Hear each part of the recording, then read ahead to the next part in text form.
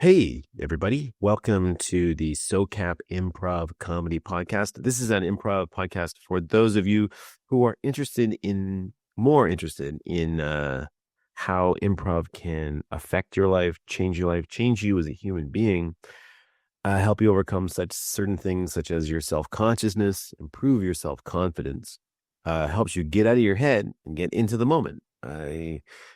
That's definitely a big part of improv, and that's what this podcast is about. It's also for those of you who are interested in performing. My name is Ralph McLeod. I run the SoCap Comedy Theater in Toronto, Ontario.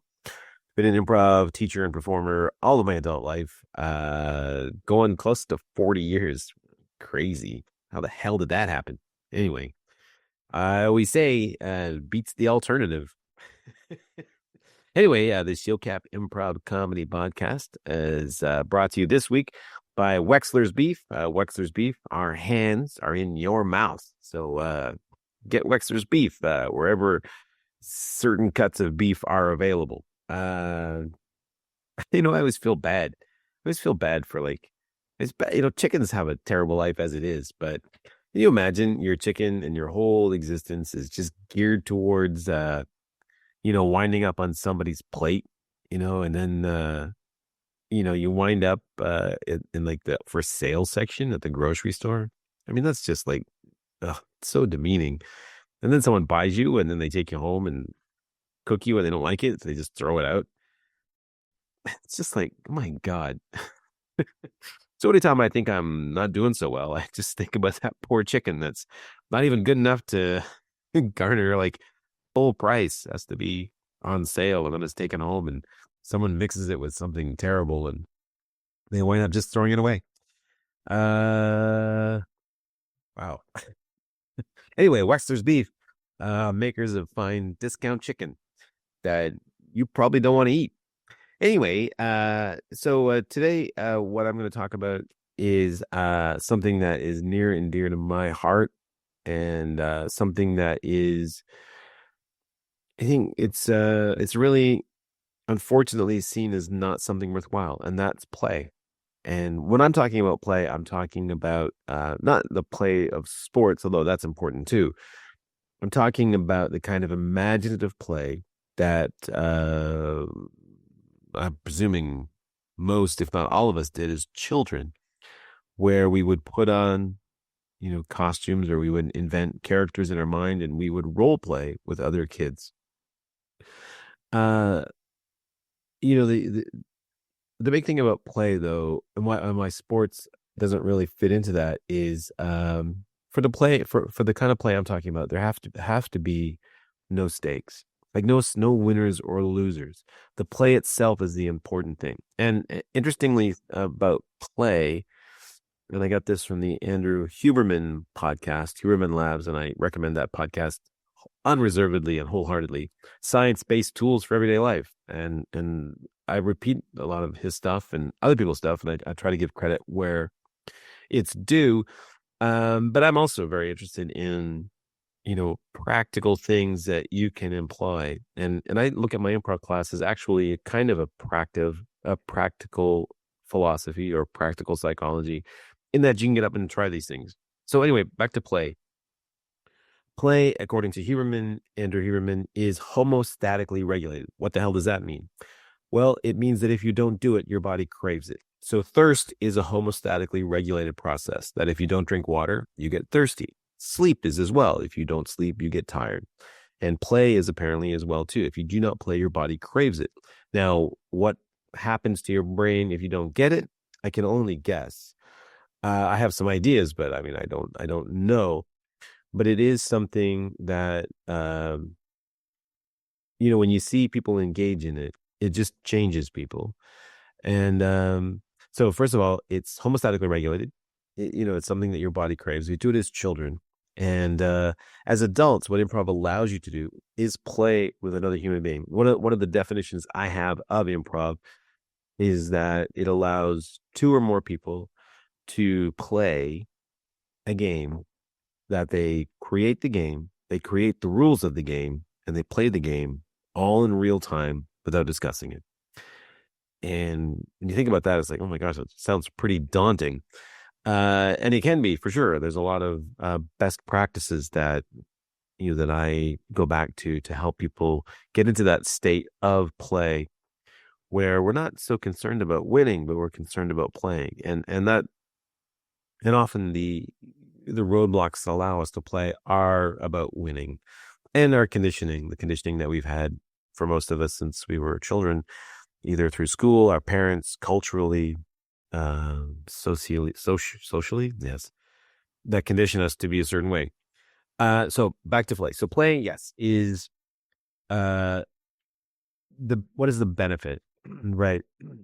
And as adults, we're not really encouraged to play, and I assume that's because it doesn't create an obvious product. There's no like you don't play and at the end of the day go like there, nah, put a price tag on that and sell it. It's not really, since it doesn't produce anything, it's seen as not worthwhile in our society, which is terrible because all that stuff that we do that does, make money, cost money, just allows us to do all these other things. Anyway, um, most of us, in my experience, go through life not being in the present moment. We spend a lot of our time anxious about the future, depressed about the past, thinking about people and situations that we cannot control, wishing we could control them. And it really exhausts a lot of our mental energy. When you can play with another human being or other human beings, what happens is your brain becomes immersed in this present moment, the moment that we call eternity. Eternity, I used to think, was a when far off in the future. I don't think that way anymore. I think eternity is now. It's this moment, this one, this moment right now, this moment that just goes on and on for eternity. You can think about time as like progressing forward. I don't think of like that way anymore. When it does, but it also like just exists in this moment right now. And that's what I'm more focused on in terms of time. It's this moment where I can enjoy whatever is happening to me. And play allows that. I can see in my students when we get into a room and we shut the door and we start improvising and warming up, what tends to happen is the outside world gets quite dim until eventually it disappears almost entirely. And it only comes back. It's only takes up a part of your mental energy when you stop to think about it, or when you get bored and you tune out for a second, or your phone buzzes in your pocket. But outside of that, everybody exists in that moment, and time dilates. It tends to, a class with me is generally 2 hours, and it does not seem like 2 hours. It goes by in a flash, and everybody's like, that was 2 hours? It's crazy, which happens when you are in a state of presence that play can cause. So play will bring you in the present moment. When there are no stakes or very low stakes, we all engage in an experience, which as human beings is something we crave, to be part of something that's bigger than me. And that's another thing that improv and play allows you to be part of. We're part of creating a moment, an experience, a journey that that is belongs to and is created by everyone. And when we're really playing, we don't have to discuss like what we're going to do. It just happens. And we notice it in real time, like, oh my gosh, I didn't know this was going to happen, but here we are. And we're playing these things. And when you're doing that, self-consciousness tends to ebb away. And another thing that many of us do is we walk around with this fake version of ourselves that we present to the world, the version of ourselves that we aspire to be, or we want people to believe is the real us. It may be smarter than us, or more worldly, or more put together, or more thoughtful, or kinder, whatever your gimmick happens to be, or one's gimmick happens to be.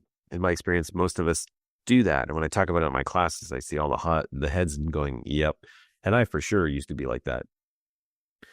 But when you're playing that sort of made up version of yourself that you want people to judge, because if they judge the real you, that's terrifying and monstrous and will kill us. Like thousands of years ago, our fears were that, we meet someone new and they would bash us over the head and take our resources. And now what we're afraid of is that people will see the real us and judge that. And that terrifies us. So we create this fake version of ourselves. But the problem is that's not real, right? And it reads as fake and you read as fake. And, you're so cleaned up and cultivated that it's boring. But when you're playing, the real you comes out. And then since there's very little stakes involved and everybody's being themselves, the sort of, in our brains, this exhausting thing that we do of creating a certain thing and always watching ourselves and not tripping up goes away. And we just become ourselves and we just exist. And we see people being themselves and speaking in the moment, and it's so refreshing. And then afterwards, my experience is that by and large, everybody feels better. I do this class, and when people come in, I ask them to do kind of like a mindful body scan and just check in with yourself and how are you and how do you feel mentally, and do you have worries and things like that. And after 2 hours of being in presence, generally people feel better. Their head feels a little clearer. Mine certainly does. I can't tell you the number of times I've walked into a classroom or a show and I've had something on my mind that's been weighing on me, and I spend 2 hours in presence because of play, and I'm like, what's the big deal? And I feel fine now. So play really helps you overcome self-consciousness because you worry less about how you appear to other people because you're too busy engaged in an experience that everybody's sharing a part of. In my classes, I work very hard to make sure that people do not tribe up within the group, that the group becomes a tribe in and of itself. And everybody feels part of that. And that's great. And it's so good for bonding. And that comes from play. And at the end, after 2 hours of not thinking about the future or the past or that, report I've got to do, or my kid's in trouble at school, or I'm fighting with my partner, like that, just, it goes away. And then everything just seems different. It is like getting kind of like a mental brain washing, not a brain wash, but like a scrubbing. And it's a refreshment. Oh yeah. Okay. You've had like a good deep breath and a cleanse, and you come back at things fresh. The way that you might be upset and write an angry email and sleep on it, come back the next day and like, oh boy, thank God I didn't send that because there's some stuff here I want to take out and clean up. And that all comes from play, and getting into a state of play. Just to go back to as children, I remember one of the games I used to love was cops and robbers. And, we'd walk around with these cap guns or just our fingers mined as guns, or sometimes we'd have squirt guns. And, when you shot a kid, there was always this kid's like, ha ha, you can't get me. Supersonic shield, missed. And those are the kids nobody wanted to play with. When I got shot, I would die. I would die a glorious death. I would take some time to die, and tell everybody what I thought of them while I was dying, but I would die. And because of that, I was a kid that people wanted to play with. I do not want to play with the kid that won't die, because that's not being part of the game. And when you're truly playing, it's not about your character winning or losing. Because in that example, like, the bullets aren't real. You're not really dying. No one's really dying. It's just our ego refusing to lose because that's somehow weak, where it's not at all weak. It just it's a perception. And I see the same thing on stage with characters who the bad, the baddie, right? And the baddie generally loses at the end if we're doing comedy. And some people don't want to lose, and they hold on and they fight for their position. And it's like, well, that's not fun. You got cast in the role. The role you got cast in is a character that might lose. So lose and have fun doing it, because we want to serve the interaction, serve what's happening between and among us. Get out of your own selfish head and your own selfish needs and engage in an experience and see what that's like. See how by serving other people, you can be seen as a rock star. You want people to like you? Well, come take improv. Learn how to listen. Learn how to suspend your judgment and stop gaslighting people and exist in the moment. Be yourself. Be spontaneous. I could go on and on and on. In fact, I will, week after week after week.